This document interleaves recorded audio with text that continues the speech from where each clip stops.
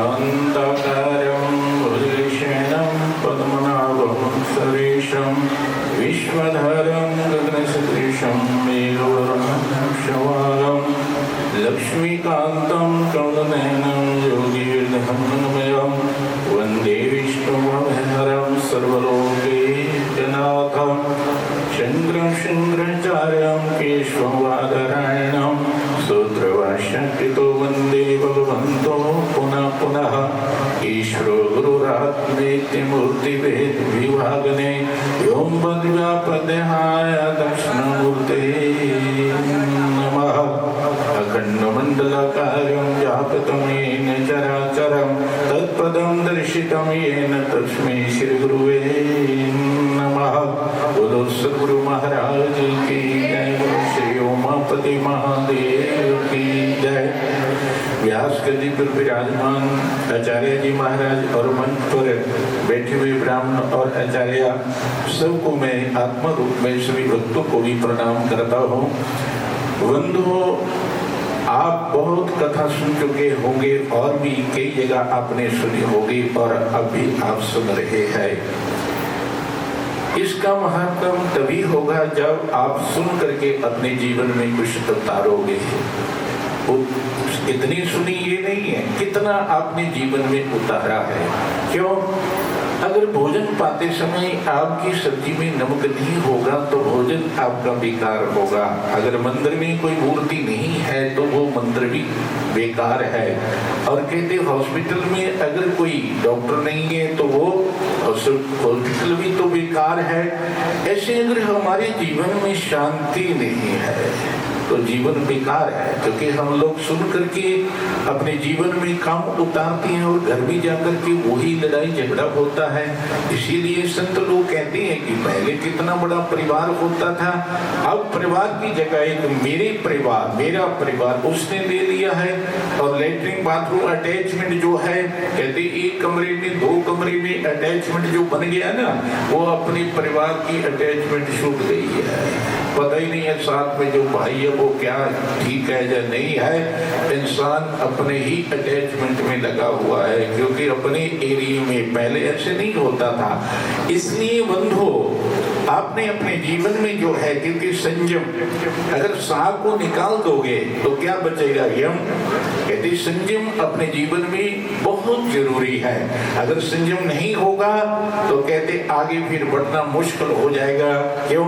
एक एक इंद्री के पीछे देखिए, आपने सुना ही होगा, मछली एक जीव के पीछे जो है कांटे के साथ वो अपने आप को समाप्त कर देती है। और पतंगा जो है एक आग के पीछे लग करके अपने आप को जो है वो दीपक में अपने आप को समाप्त कर देता है। और हाथी अपने शरीर के ऊपर अंकुश न रखने के कारण जो है वो गड्ढे में जाकर के गिर जाता है। तो बंधु, ये आप लोग सुनते हैं, जब तक हम अपनी इंद्रियों के ऊपर, अपने मन के ऊपर, क्यों बाल हम सफेद जब होने लगते हैं तो काले करने की बड़ी कोशिश करते हैं, हम डाई आदि लगाते हैं, करते ठीक, ये आपका अपनी जिंदगी का एक अलग जो है मामला है, इसमें मैं बहुत नहीं कहूंगा। पर आपने एक बात याद रखना है, एक बात जो है उसको अपने जीवन में उतारना है। आप ये जो कथा हो रही है शिव कथा, अगर आप इस शिव कथा, ये एक डाई है, ये सत्संग जो है एक डाई है, अगर इस डाई को आप अपने मन को जो है, जो मन आपका कपटों से भरा हुआ, शल कपट जो हमारे अंदर भरे हुए, अगर आप ये सत्संग जो शिव कथा हो रही या भागवत हो रही तुम सुनते हो, अगर उससे तुम डाई कर लेते हो तो आपका मन अगर पवित्र हो गया, आपका मन अगर काले से सफेद हो गया, तो कहते हैं जैसे दूध का सार जो होता है वो मलाई होता है, इस जीवन का सार भलाई होता है। अगर तुम ये जान जाओगे तो अपने जीवन में तुम कभी बुराई नहीं करोगे, तुम अपने जीवन में हमेशा अच्छाई करोगे और तुम दूसरे का भला सोचोगे। जो दूसरे का भला सोचता है उसका परमात्मा भला करता है। इसलिए बंधुओं, ऐसी जगह में आकर के जो है हमने ऐसी जो है बातें को सीख करके जाना है कि हम आगे जाकर के समाज समाज में, क्योंकि आज हम बरूद के ढेर पर बैठे हुए हैं, आज हम अपने धर्म को छोड़ करके जो है बहुत दुख उठा रहे हैं, आज हम ना संस्कृति को जानते हुए, अपने को संस्कार ना देते हुए अपने बच्चों को जो है कहते बहुत नशों के बीच में लग रहे हैं। तो कारण क्या है कि हम खुद भी संस्कार नहीं होते हैं और बच्चों को भी संस्कार देने की कोशिश नहीं करते हैं। पंडित जी ने, आचार्य जी ने बहुत अच्छा कहा, क्योंकि हमें ये संस्कार जो है, ये बातें जो है, ये अपने मन में बैठानी है। तो बंधुओं, समय आने पर मेरे को याद आया, यहाँ पर एक वही था, महादेव जी का एक योद्धा न थड़ा बना हुआ था। तो सन 1968 में मैं इधर आया था कुछ लकड़ी लेने के लिए, तो मेरे को प्यास लगी, तो मैंने भी ऊपर से घड़ा उठाया और फिर पानी पीने लगा। उतनी देर में एक छोटे कद के ब्राह्मण आ गए।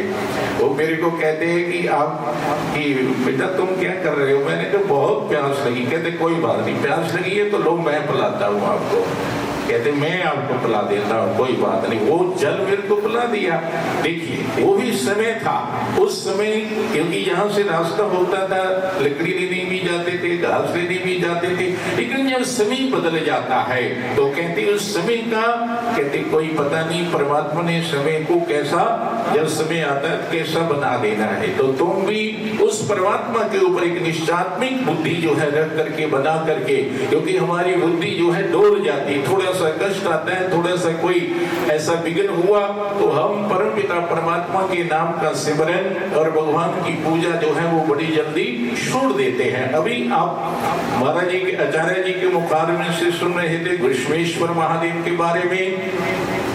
भीष्म और सुदेहा, पहले तो सुदेहा ने कहा कि तुम शादी कर लो, क्योंकि हमेशा विचार करना स्त्री और पुरुष में कोई भेद नहीं है, लेकिन स्त्री के मन के अंदर जो है ईर्ष्या आदि की ज्यादा होता है, इसीलिए घर में कलेश होते हैं। क्योंकि श्रीमान रात को सो नहीं सकता है, जो भी बात हुई होती है जेठानी से, सास से, और रात को युद्ध होगा उनसे, तो वो बेचारा सो नहीं सकेगा। ऐसा काम मत करो, क्योंकि ये बातें हमने अपने जीवन में उतारनी है, तब जाकर के हमें घर जो है वो स्वर्ग बन सकता है, हमारा घर जो है वो पवित्र हो सकता है। लेकिन जब तक हमारे विचार अच्छे नहीं होंगे तब तक, इसलिए जो तुम चाहते हो वो दूसरों के लिए भी मत करो। कहते उनको दाह हो गई और बाद में पुत्र को भी मार दिया हो, तो परमात्मा की लीला है कि भगवान ने जो है एक अपनी माया दिखाई है कि मैं जिसके साथ होता हूँ उसको कोई मार नहीं सकता, उस लड़के को जीवित कर दिया। और ऐसे में उदाहरण भी देता हूँ, किसी लड़के ने शादी करवा लिया अंग्रेजन के साथ, तो जब घर में लेकर के इंग्लैंड से आ गया तो अब उसने सोचा कि माता तो मेरी पुराने विचारों की है, तो इसने कही हो सकता है भोजन ना दे, उसने एक नौकरानी रख लिया। अब नौकरानी जो है काम करती, लेकिन जो पिछले लोग होते थे उनको नौकरों का काम, नौकरानी का काम पसंद नहीं आता था, टीका टिप्पणी ज्यादा करते थे। तो उसने कहा, कुछ ऐसा गाली गलौज जो है करने लगी सास उसकी माता, उसको क्या कहती है, कहती है अरे गली, तुम गली जैसे क्या कर रहे हो। अब उसको जो अंग्रेजन थे उसको तो पता नहीं क्या बोल रही है नौकरानी को, तो अपने पति को पूछती है शाम को, हे पति देव, ये तुम्हारी माता जो है कि ऐसा बोल रही, गली किसको बोलते हैं? तो उसने कहा चलो जान छुड़ाओ, इसे कहते गली बोलते हैं जो मोटापा होता है, जो मोटा हो जाता है उसको गला बोलते हैं, ऐसी जान छुड़ाने के लिए। अब कुछ दिन हुए तो फिर बोल दिया, क्या बोल दिया, कहते अरे उल्लू की पट्टी। अब उसने शाम को फिर जो है श्रीमान जी आए घर में, पूछा कि ये उल्लू की पट्टी क्या होता है? कहते अब जान छुड़ानी थी उसने कहा उल्लू की पट्टी होती है दुबली पतली। अच्छा, अब क्या हुआ, कुछ दिनों के बाद उसकी माँ ही बीमार हो गई बेचारी। जब बीमार हो गई तो जब टाइम अच्छा लग गया तो उठी, बड़ी जो है दुबली पतली तो वो हो ही गई, बेचारी कमजोर हो गई। तो वो क्या कहती है जो अंग्रेजन थी, कहती कि अरे उल्ली की पट्टी गदी, अब उल्लू की पट्टी हो गई है। अब उसने तो ये जो बताया था वही बोलना था, क्योंकि उसने कहा गदी कि पहले तो तुम मोटी थी और अब तो जो उल्लू की पट्टी हो गई है तो दुबली पतली हो गई है। तो वो कहना अरे नहीं क्या बोलती है, मेरे को गदी बोल रही है, उल्लू की पट्टी बोल रही है। लड़का आया, अरे आप जो लेकर के ये अंग्रेजन आए ना, ये मेरे को ऐसे शब्द बोल रही है। तो उसने सोचा सब समझ आया, तो मैंने ही कहा वंदो यो शब्द अपने को अच्छा ना लगे, जो वाणी हमको अच्छी नहीं लगती, दूसरे को मत बोलो। अगर लड़ाई आपने समाप्त करनी अपने घर को, अगर आपने स्वर्ग बनाना है तो आपने ये विचार करना है। जो कथा में आपने सुना आचार्य जी ने जो कहा, और संत लोग जो आते हैं वो आपको सुनाते हैं, सुन करके एक बात भी अगर रोज की तुम अपनी गांठ पे बांध लोगे तो आपका घर जो है वो स्वर्ग बन जाएगा, नहीं तो नरक ही बना रहेगा। कथा सुनने के बाद अगर हमारा जीवन नहीं बदला तो समझना कुछ नहीं बदला। इसलिए ये अमृत प्याला, शिव कथा का अमृत प्याला, कोई पिएगा किस्मत वाला। ये शिव कथा का प्याला, कोई पिएगा किस्मत वाला, कोई पिएगा किस्मत वाला। पाग भुवन ते सत्संग आइए, पाग भुवन ते सत्संग आइए, पाग भुवन ते हरि गुण गाइए, पाग भुवन ते हरि गुण गाइए। सुनिए हरि नाम दी चर्चा, कोई सुनेगा बागा वाला। ये अमृत प्याला, कोई पिएगा किस्मत वाला। ये अमृत प्याला, कोई पिएगा किस्मत वाला। जिसनो पी के सदन कसाई, जिसनो पी के सदन कसाई, जिसनो पी के मीरा माई, जिसनो पी के मीरा माई, पी गई जहर प्याला, कोई पिएगा किस्मत वाला, कोई पिएगा किस्मत वाला। जी अमृत प्याला, ये शिव कथा का अमृत प्याला, कोई पिएगा किस्मत वाला। ये शिव कथा का अमृत प्याला, कोई पिएगा किस्मत वाला।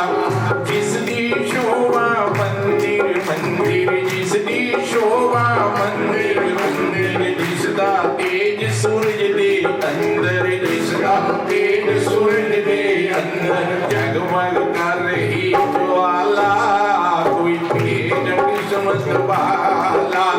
जगमग कर रही ज्वाला, कोई पिएगा किस्मत वाला।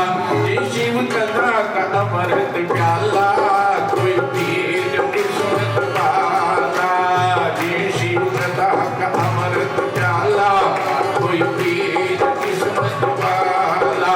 संत के प्रभु लीला, संत के प्रभु लीला, संत के प्रभु लीला। ये नाम है बड़ा वसीला, ये नाम है बड़ा वसीला। सबदा रखवाला, कोई पिएगा किस्मत वाला।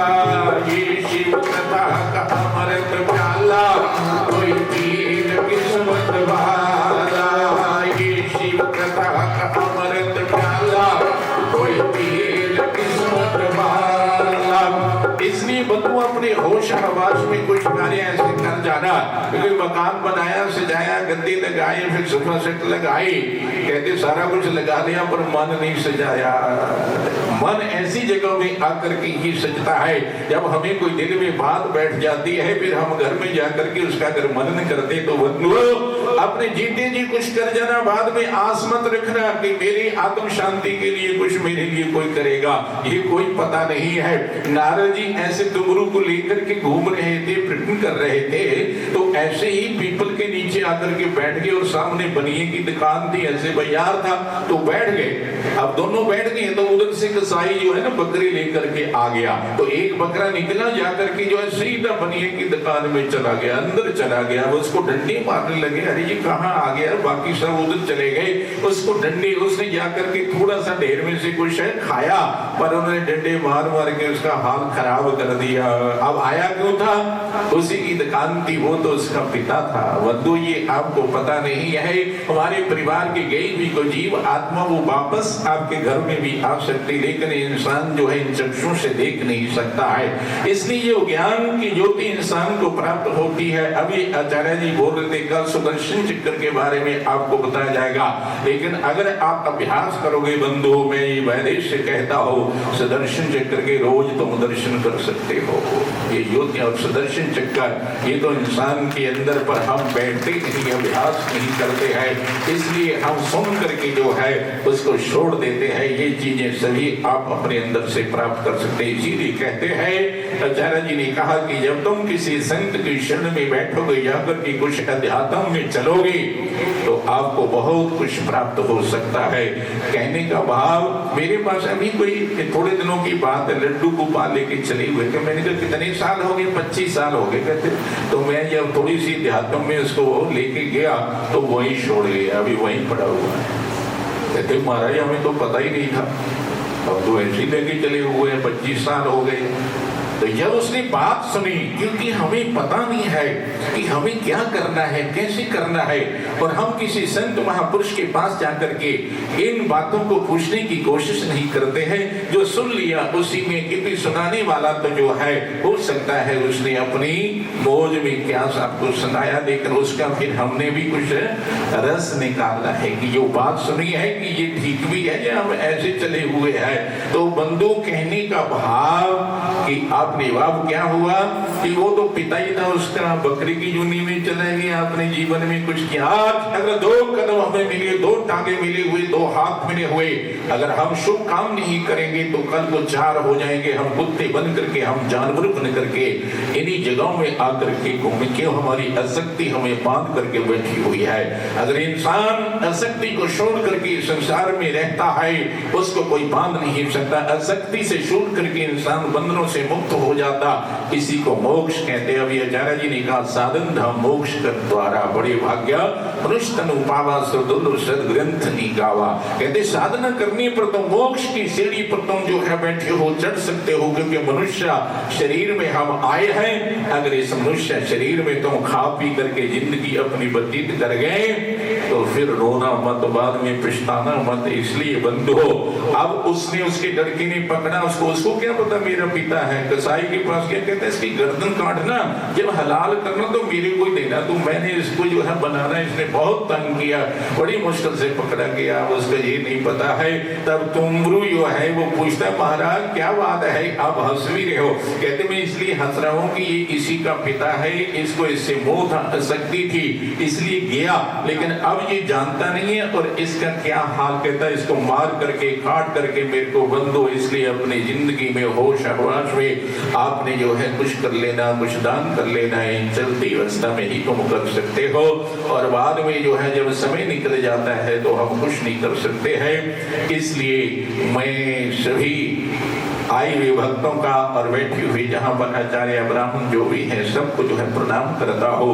और स्वर्गीय, क्योंकि मैं तो चंदनानंद महाराज जी के साथ काफी हमारा आपस में संबंध रहा और इकट्ठे भी रहे हैं, और ऐसा ही रूप में मंगलानंद को देखता हुआ इनको भी प्रणाम करता हूँ, क्योंकि ये परमात्मा की सारी लीला होती है। जिस समय पर जिस जीव आत्मा ने आना है, जो जिसने जैसा खेल रचाना है, जिसके निमित्त से भगवान ने जिसको यश देना है, ये सब कुछ जो है परमात्मा ने रचा हुआ है। इसलिए हम उस परम पिता परमात्मा के आगे हर समय जब भी तुम पूजा स्थल में बैठते हो उस वक्त बंधु यही प्रार्थना करना कि प्रभु मेरा ऐसा दिमाग, ऐसी बुद्धि बना देना, मेरे को ऐसी शक्ति दे देना मेरे पैरों में कि मैं चल करके ऐसी जगहों में आकर के प्रणाम भी कर सकूं, और मैं इन कानों से कुछ परमात्मा की कथा भी सुन सकूं, इन हाथों से भगवान की पूजा भी कर सकूं। परमात्मा से यही मांगना, बाकी तो हमें समय पर जो मिलना उसको कोई रोक नहीं सकता है, वो आपको अवश्य मिलेगा। इसलिए बंधु, तुच्छ कामनाओं को छोड़ करके आपने निष्काम होकर के जो है परमात्मा की शरण में आकर के भगवान का जो है गुणगान करना है, आपका जीवन सफल होगा। मैं ज्यादा समय नहीं लेता हूँ, कोई गलती से बात कही गई तो आपने क्षमा करना है, कोई अच्छी बात आपको लगी उसको धारण करना है, और आप कोशिश करो कि अपने परिवार को, अपने इर्द गिर्द जो लोग हैं उनको स्वर्ग में ले जाने की, क्योंकि जब तुम थोड़ा प्रचार करोगे और अच्छी बात करोगे, बैठ करके संकीर्तन करोगे, कोई बैठ करके आप अच्छे शास्त्र का ध्यान करोगे, गीता का पाठ पाठ सबको सुनाओगे और भागवत आदि तुम पढ़ोगे, किसी को सुनाओगे, तो क्या होगा, आपका इर्द गिर्द का वातावरण भी जो है वो पवित्र हो जाएगा। इसी को स्वर्ग कहते हैं, इसी को इलाहाबाद त्रिवेणी का स्नान कहते हैं। तो तुम लोग कई दिनों से जो है महाराज जी के सानिध्य में बैठ करके जो है स्नान कर रहे हो, इसलिए भूल मत जाना, कोई ना कोई बात अपने दिल में बढ़ा करके अपने मन को पवित्र करके निश्चात्मिक बुद्धि बना करके उस परमात्मा की ओर लग जाना है। आपके अंदर बहुत कुछ छुपा हुआ, आपके अंदर अमृत की धारा चल रही, आपके अंदर इतना प्रकाश है, एक सूर्य का जितना प्रकाश है हमारे अंदर 12 सूर्य का प्रकाश है। आप उसको प्राप्त कर सकते हैं, लेकिन हम तुच्छ कामनों के पीछे और विषयों के पीछे हम अपने आप को इस बात लोक में ही गवा चुके हैं। इसलिए संतों का संग करना है कि हम वहां जाकर के कुछ सीख सके, हम अपनी दिनचर्या को बना सके और हम परमात्मा का गुणगान कर सके। ओम शांति शांति शांति ओम।